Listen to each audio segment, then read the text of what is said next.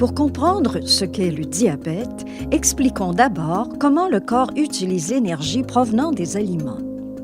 Les sucres, aussi appelés glucides, proviennent des aliments que nous mangeons. Les sucres sont digérés et se retrouvent dans le sang sous forme de glucose.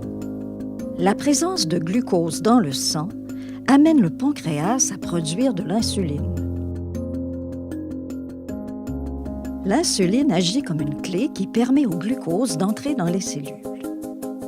Le glucose est alors utilisé comme énergie par les cellules.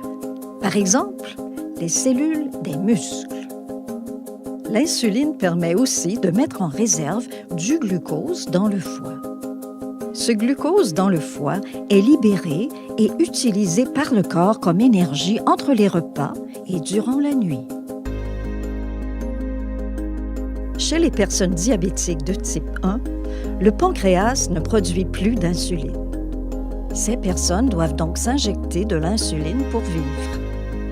L'insuline injectée permet au glucose d'entrer dans les cellules et d'être utilisé comme énergie.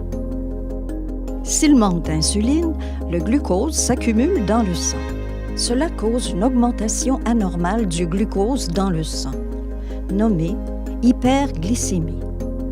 Les symptômes de l'hyperglycémie sont, entre autres, la soif, les urines abondantes ou la fatigue.